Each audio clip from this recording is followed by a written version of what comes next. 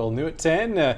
For those looking for a little history tonight with Halloween festivities, you could attend a Woodland Cemetery ghost tour.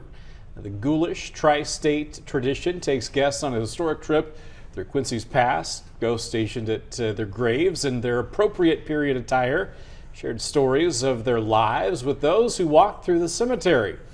Reservations were required for the tour. The money went towards John Woods Museum and Historical Society of Quincy and Adams County.